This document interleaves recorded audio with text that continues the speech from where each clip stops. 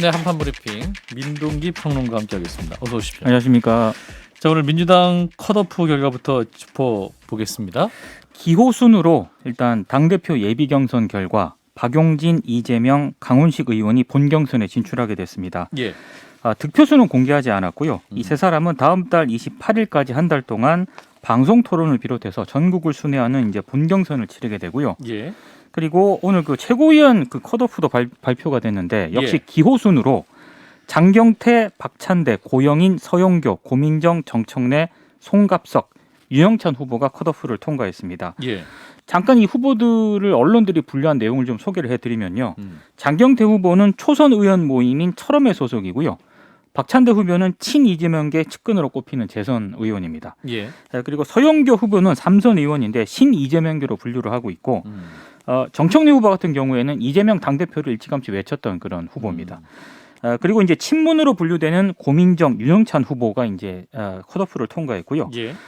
더민초 좌장을 역임하고 있는 그 고영인 후보 비이재명계로 분류가 되고 있는데 역시 컷오프 통과했습니다. 네. 송갑석 후보는 광주 서구 갑을 지역구로 두고 있거든요. 그래서 유일한 지금 비수도권 최고위원 후보로 꼽혔는데 컷오프를 통과한 8명 후보 가운데 민주당은 5명의 최고위원을 최종 선출할 예정입니다. 8명 중에 5명이군요. 그렇습니다. 그러면. 예.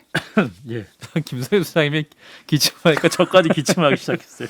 자, 일단은 자, 당대표 세 분으로 좁혀졌는데 자, 어떻게 보셨는지 진 작가님부터. 볼 거 있나요? 별로 뭐 의외도 아니고 여기서 이제 강훈식, 그다음 박용진 이 두 분 중에서 누가 2등을 했을까 이게 좀 궁금할 뿐이고. 근데 그 2등도 대충 우리 알고 있지 않습니까? 누굽니까?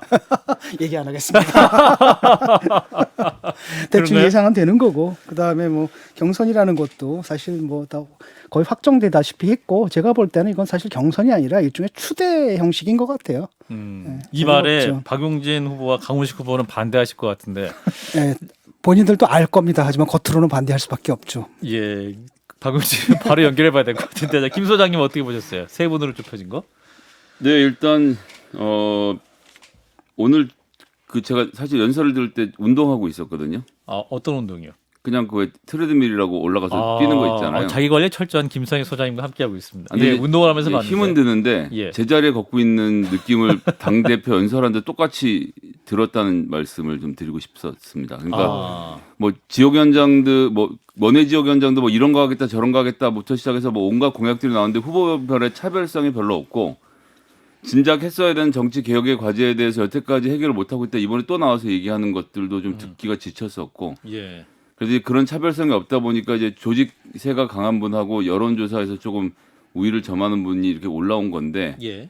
그래서 무엇으로 부딪히겠는가라는 기대가 별로 없어요. 그러니까 이재명, 그러니까 반명 대 친명 이렇게 구도가 만들어지는 거 말고 아 이런 가치가 충돌하겠구나 이번 그럼 민주당 어느 쪽으로 가게 되지 이런 기대를 없이 보려니까 걷기도 힘들고 보기도 힘들고 그랬습니다. 아하. 이게 두 가지거든요. 저 당이 과연 바뀔까 이런 가능성을 보여줘야 되는데 거기에 실패한 것 같고 두 번째는 뭐냐면 아니 정치라는 게 희망을 줘야 되잖아요. 어차피 이제 당선되는 후에는 뭐랄까 좌절시키겠지만 근데 요즘 희망도 안 줘요.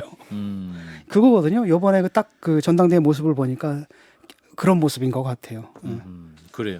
최고위원 후보들 좀 면면을 보면 장경태, 박찬대, 고영인, 서영교, 고민정, 정청래, 송갑석, 윤영찬. 여기서 이제 8명 중에 5명 되는 거잖아요. 그건 어떻게 보세요? 지금 비수도권 후보가 이 5명 안에 들어갈 수 있을까요? 김성희 소장님. 송갑석 후보가 유일하게 지금 비수도권인데 그래서 뭐 이 자료지 만든 것도 보니까 이제 서울을 수도권을 제외한 지역에 각 지역별로 이런 거 하겠다 공약도 좀 내세우고 예. 영남까지 내가 담당해서 자임하겠다라는 입장을 좀 밝히는 것 같더라고요. 당대표 후보 중에도 강훈식 후보가 유일하게 지금 비수도권 후보죠. 그러네요. 사실 비수도권에서 되게 훌륭한 정치인이 많이 나오고 그 정치인들이 수도권을 위협하던 과거의 사례를 생각해 보면 지금 좀 잘못된 모습이 보여지는 것이 있다고 생각하고 그런 의미에서는 호남 지역을 기본으로 해서 송갑석 후보가 하나 정도 들어가서 비수도권 균형을 맞추겠다는 민주당 당내에서 약간 그런 흐름이 좀 만들어질 거라고 봅니다. 진 작가님은? 저는 의견 없습니다. 이런 좀 희망을 가져보세요. 그 밥에 그 나물인데. 근데 이제 이번에 컷오프 보면 최고위원 예비 경선은 100% 중앙위원이 뽑은 거 아니에요. 그럼 이게 어떤 아니 해석? 여론조사 30%가 들어가 있고 근데 그게 이제 당 대표는 그런데. 이제 당 대표는 그렇죠. 예, 네. 그 최고위원 네, 예비 최고위원은 경선은 예, 중앙위원 100% 기준을 적용한 그렇습니다. 건데 네. 그럼 최고위원의 이 결과를 보면 그 친명이 굉장히 많지 않습니까? 그렇죠. 그러면 이 민주당 내에 지금 구도 자체가 굉장히 지금 여론도 그렇고 어떤 굉장히 기울어져 있다 이렇게 판단할 수밖에 없겠군요. 그러니까 지금 친문 후보는 두 두 명, 명이거든요. 윤영찬 그리고 고민정, 고민정. 윤영찬 후보. 예. 그러니까 굳이 이제 친문이 아니더라도 비이재명계로 분류할 수 있는 사람은 이제 고영인 후보 정도인데 음. 나머지는 상당히 송갑석. 그렇죠. 송갑석 후보 이제 4명 이제 네. 범 4명이고 예. 상당히 좀 친이재명계로 분류되는 최고위원들이 많이 들어가 편이거든요. 예. 네. 이제 아니 근데 그렇게 볼 수는 없는 게 다르게 봐야 되는 게 일단 중앙위원들을 투표를 한 거죠. 예. 중앙위원하고는 정확히 일치하진 않는데 여튼 그렇게 했는데 그 일단 의원이 아닌 분들이 떨어진 겁니다. 17명 중에 7명의 비의원이 일단 먼저 떨어졌고 이분들은 사실은 이 중앙위원들과 접촉면이 없는 것도 저는 큰 요인을 미쳤다고 생각합니다. 이 사람들이 뭐 의원이 아니기 때문이 아니라 그래도 이런 중앙위원들과 오랜 기간 동안 교류를 해보고 경험이 있는 사람들에게 아무래도 유리할 수밖에 없어요. 원래 한 예. 5년 5년 전만 해도 최고위원 나오려면 그래도 최소한 재선 3선 의원들은 됐어야 했었거든요. 예. 그런 게 이제 떨어진 분이 누구냐 하면 이수진 의원이랑 양이원영 의원 두 분입니다. 네. 그리고 두 분은 다 이재명 의원과 굉장히 가깝다는 사이를 강조했던 분들인데 두 분이 다 탈락한 것을 놓고 보면 그 최고위원 후보 중에서 이재명계가 많이 살아남았다라고 볼 문제가 아니고 아하. 친 이재명계라고 생각하는 분들이 많이 출마했다 이렇게 보는 게 맞겠죠. 그래서 지금 뭐 8명 중에 4명이나 지금 반명 혹은 비명이라고 불리는 분들이 들어왔기 때문에 예. 최고위원 경선 자체는 또 전 치열하게 치러질 거라고 봅니다. 반명이든 비명이든 별 의미가 없다고 좀 보거든요. 어차피 이재명 당이 될 것이고 왜냐하면은 그 지금 무슨 가치를 가지고 뭉쳐 있는 사람들이 아니잖아요. 네. 그리고 인물 때문이거든요. 인물 경쟁력 때문에 뭉쳐 있고 예. 그다음에 친문이라고 하지만 항상 이 팬덤 정체는 뭐가 필요하냐면 팬 옵젝트가 필요하거든요. 근데 그분은 지금 양산 내려가 계세요. 그리고 팬 옵젝트는 그냥 갈면 되는 거예요. 이 사람들은 팬덤 정치를 하는 것이기 때문에 그 팬덤의 옵젝트가 누군지 하는 그다지 중요하지 않거든요. 얼마든지 갈아탈 것이고 결국은 이제 이재명 체제가 만들어지는 것이고 이재명 당으로 이제 변모를 하겠죠. 그래서 저는 그다지 이렇게 별 관심이 없습니다. 아니 각을 세우는 사람도 없잖아요 지금. 유일하게 각을 세우는 게 박용진 정도인데 박용진도 각 세우는 게 그렇게 명확하진 않고요. 강훈식 같은 경우는 아예 각 자체를 안 세우는 것 같고 그래서 예. 이게 뭐 좀 재미가 없어요. 예. 조만간 우리 박용진 의원 연결해서 왜 이렇게 각이 없냐고 한번 꾸짖어 아니 보도록 그나마 그래도 각은 가장 각이 있는 건데 강렬하지가 않아요 이게. 하겠습니다. 이번 경선 과정에서 가장 각이 있었던 건 김민석 후보였고 아. 차라리. 상당히 매섭게 비판을 했었고 최고위원들 중에서는 이재명 당대표 후보에게 각을 세울 사람들이 좀 있을 테니까 과정은 좀 지켜보겠습니다. 지켜보시죠. 절대 그럴 일 없을 겁니다. 예, 그럴 일이 변수를 꼭 만들 수 있으리라고 보고 좀 보시죠. 그리고 이 와중에 우리 민동기 평론가님 생일 축하 메시지가 애청자로도 많이 오고 있다는 걸 말씀드립니다. 생일이에요? 감사합니다. 네. 한통 내. 아니 좀 사주세요, 진작가님. 그 하나 맨날 그 턱을 내서 한번 사주세요. 축하할 일 맞은 사람이 세야지. 일단 알겠습니다. 진작가님 감사드립니다. 생일 때 네. 기대하고요. 자, 두 번째 소식은 이게 웃을 얘기는 아닌데 이 와중에 이재명 의원의 부인 김혜경 씨 그 법인카드 조사 중 참고인이 사망했다는 소식이 있었어요. 그러니까 경기 남부경찰청 반부패 수사대가 이제 밝힌 내용인데요. 예. 지난 26일 낮 12시께 참고인으로 불렸던 조사를 받았던 A 씨라고 일단 통칭을 하겠는데요. 예. 자택에서 사망한 것으로 지금 확인이 됐습니다. 일단 외부 침입 흔적이 없는 점하고 기타 현장 상황 등을 토대로 경찰은 이 참고인 A 씨가 극단적인 선택을 한 것으로 판단을 하고 있는데요. 현장에서 유서 등은 발견되지 않은 것으로 확인이 됐습니다. 이 A 씨의 지인이 연락이 되지 않으니까 이상함을 느껴서 119에 신고를 했고요. 출동한 소방대원이 집 대문을 강제 개방한 뒤에 이 집안에서 숨져 있는 A 씨를 발견을 했고 경찰에 통보를 했습니다. 김혜경 씨 측근의 지인이고요. 최근 수사를 맡고 있는 경기 남부청에 출석을 해서 한 차례 조사를 받았다고 합니다. 경찰이 설명한 바에 따르면 이 A 씨가 피고인 신분이 아니라 참고인 신분으로 조사를 받았고 피의자로 전환될 가능성도 전혀 없었던 사람이다 이렇게 밝히고 있습니다. 일단 이 A 씨의 시신을 경찰은 국립과학수사연구원에 부검 의뢰해서 정확한 사인을 밝힐 예정입니다.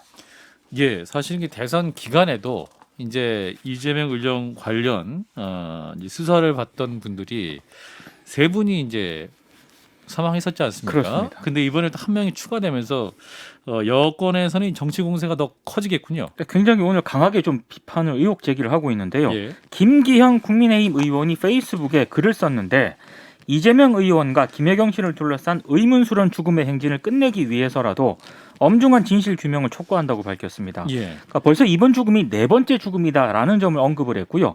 도저히 우연이라고 하기엔 믿기 힘든 마치 저승사자라도 보는 듯한 오싹함마저 느끼게 된다 이렇게 썼습니다. 그리고 권성동 원내대표도 의혹마다 의문의 죽음이 이어지고 있다. 정치를 계속하고 싶다면 이런 의혹부터 해명하라 이렇게 주장을 했습니다. 관련해서 한동훈 법무부 장관이 오늘 오전 국회에서 열린 법사위 전체 회의에서 이 질문을 받았거든요. 한 장관은 개인적인 의견을 말하기에는 부적절하다면서 경찰 수사가 진행되는 상황으로 경찰이 잘 수사해서 밝히리라 생각한다. 이런 입장을 밝혔습니다. 네, 진 작가님 어떻게 보시는지? 좀 섬뜩하죠.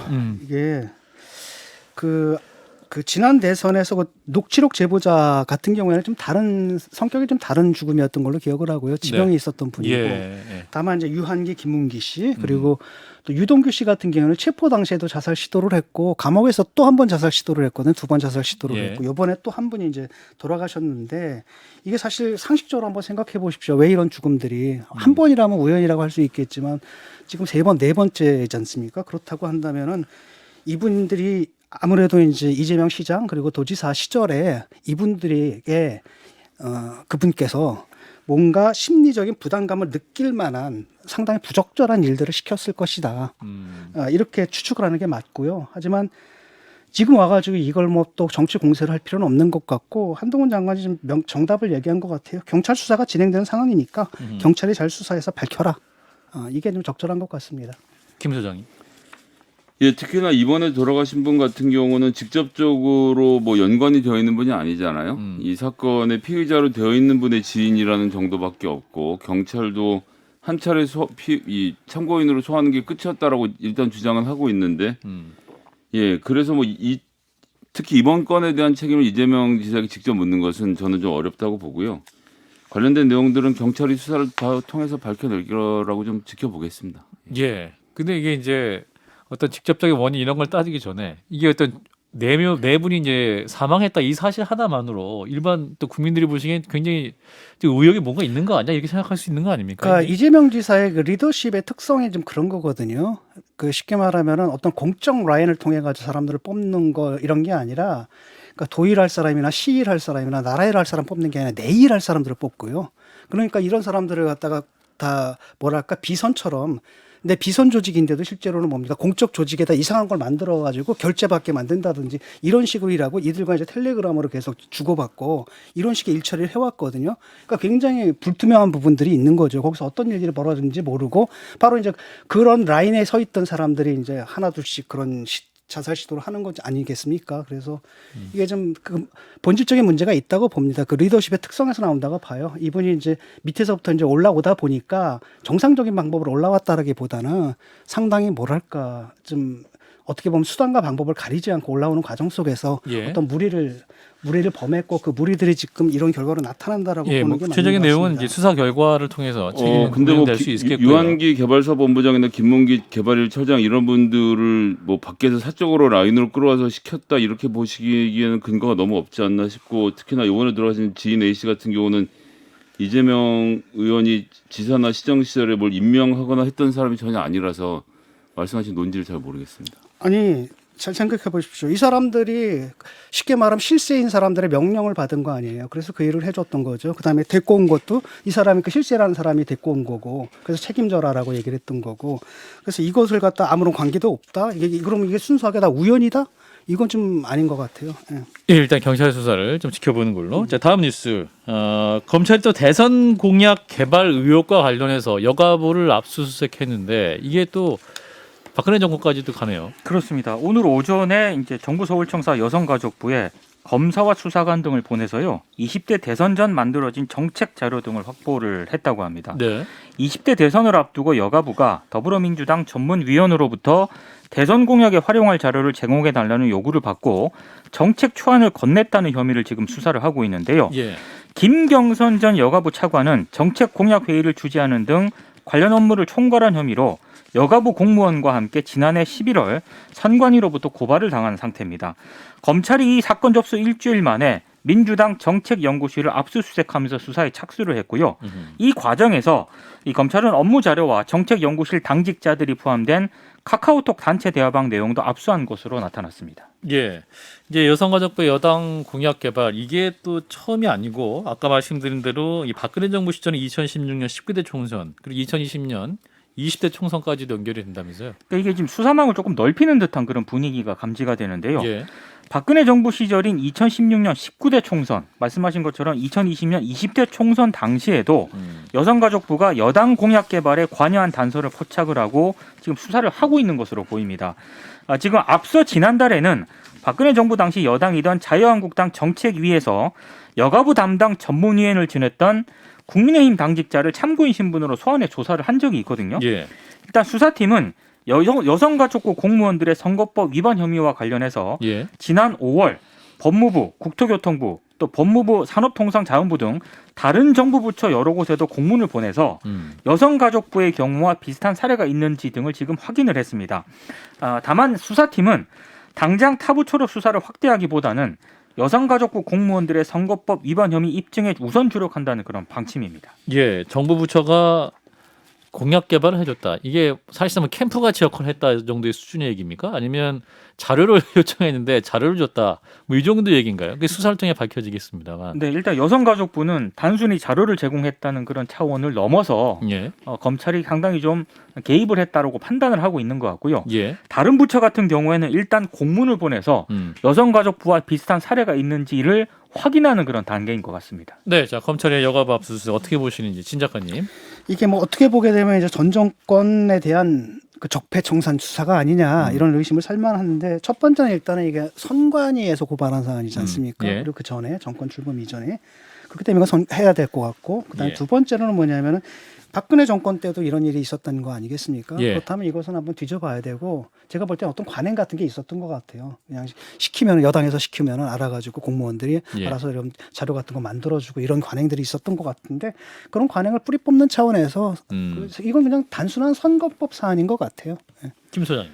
저는 이게 좀 뭐 애매한 영역에 들어있다고 생각은 하는데 예. 뭐 모든 걸 다 사법적으로 다루겠다고 하시니까 예를 들면 검찰도 마찬가지일 거라고 저는 보는데 예. 그러니까 여야가 상관이 없어요. 이게 무슨 얘기냐면 대통령 선거라는 것은 가장 큰 장이 열리는 거잖아요. 그렇죠. 각 부처별로 자기들이 하고 싶은 사업이 있단 말이에요. 이 의제가 후보의 눈에 띄는 게 중요합니다. 여야랑 상관없이 내가 무슨 예를 들어서 여가부가 아주 진짜 쌈박한 공약을 갖고 있어서 이걸 어떤 후보에게만 준다 이런 게 아니고 여가부가 부처로서 중점적으로 추진하고 싶은 사업들을 잘 정리해서 캠프에 주면서 우린 이런 걸 좀 하고 싶다라는 얘기를 하는 게 서로 요구가 맞는 거죠. 이쪽에서 이제 뭐 여가부는 좀 뭘 했으면 좋겠어요 물어보고 그쪽에서 이런 게 좀 진행되면 좋죠. 그래서 그런 것이 소위 말하는 대통령의 100대 과제 안에 들어가면 그런 과제가 많이 선정돼서 그 부처의 힘이 세지는 거거든요. 예. 그래서 이건 여당이 부르면 와서 자료를 준다 이런 차원으로 볼 문제가 아니라고 생각을 하고 검찰청도 마찬가지고 산자 뭐 모든 부처가 그런 점에 있어서 본인들이 생각하는 아젠다를 후보 캠프에 집어넣어서 그 아젠다들이 국정 과제로 채택되게 하는 그런 치열한 싸움을 하는 과정이 이게 사법으로 다룰 영역이냐.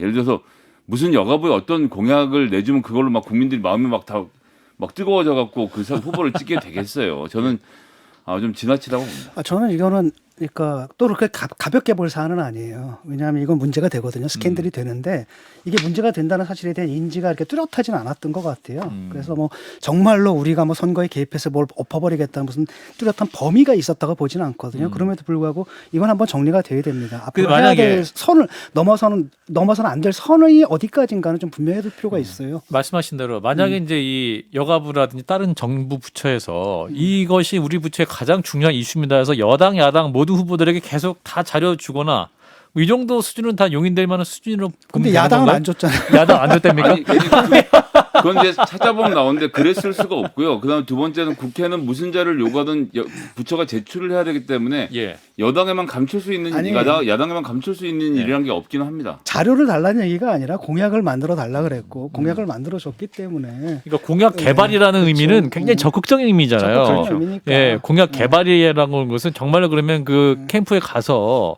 이게 정말 중요하고 이렇게 해야지 어떤 여성 가족부 입장에서 좋고 또 여성들에게 할 수 있다면 그런 의미가 될 수도 있기 때문에 요번에 확실하게 선을 좀 제가- 분명히 제가- 그어야지 예, 앞으로 이런 일들이 없을 거라는 거예요. 이서를 안 봐서 모르겠지만 음. 부처별 주요 관심 사항을 정리해 주는 게 곧 공약이기도 해서 그 둘 간의 구분이 저는 굉장히 어려울 거라고 봅니다. 알겠습니다. 자, 이 시 여기까지 하고요. 자, 그리고 2007년 남북 정상회담 회의록을 폐기한 혐의로 재판을 넘겨졌던 참여정부 청와대 관계자들이 최종 유죄 판결을 받았어요. 이게 10년 만에 이제 사법부 최종 유죄 판단을 받았는데요. 예. 대통령 기록물법 위반 그리고 공용전자 기록 등의 손상 혐의를 받았던 백종천 전 청와대 외교안보 실장 그리고 예. 조명균 전 청와대 안보비서관의 제3고심에서 대법원이 징역 1년에 집행유예 2년을 선고한 원심을 확정을 했습니다.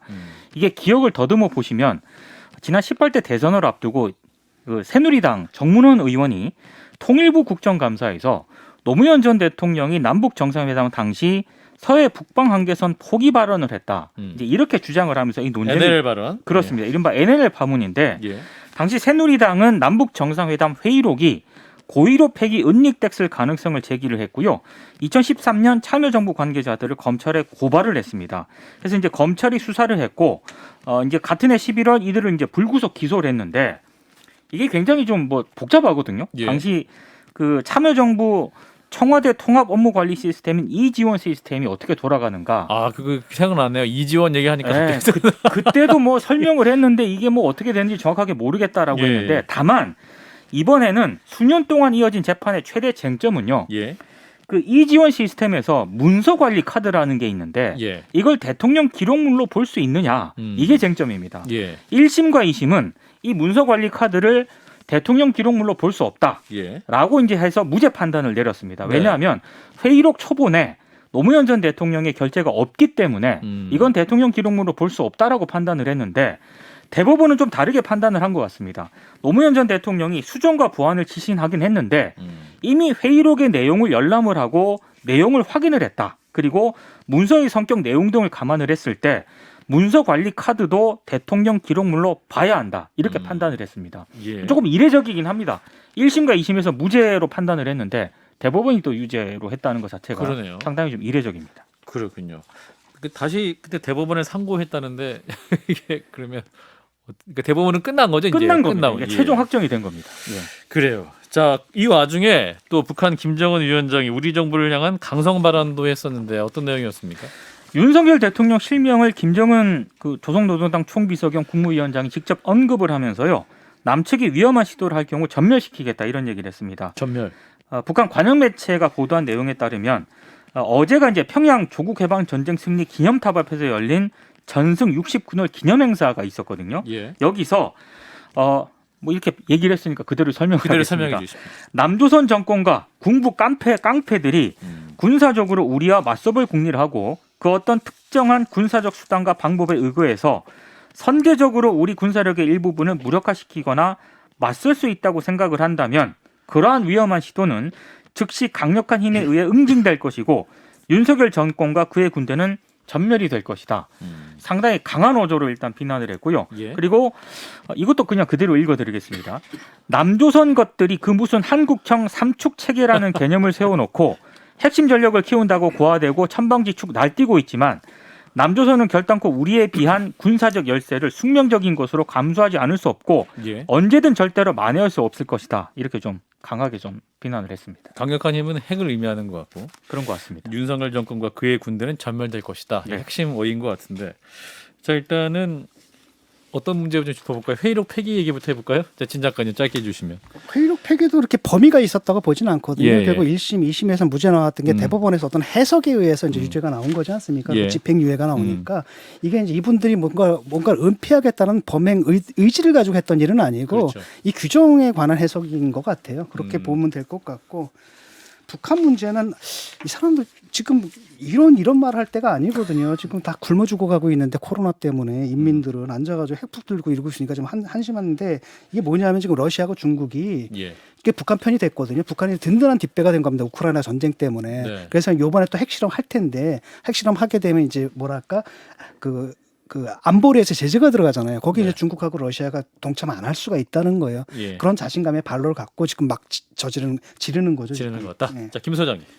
예, 첫 번째 문제는 그러면 텔레그램은요라고 되묻지 않을 수 없습니다. 즉 노무현 대통령이 모든 것을 전산화하고 시스템화해서 처리하려고 했는데 이걸 가지고 이제 사법처벌을 다 따졌는데 예.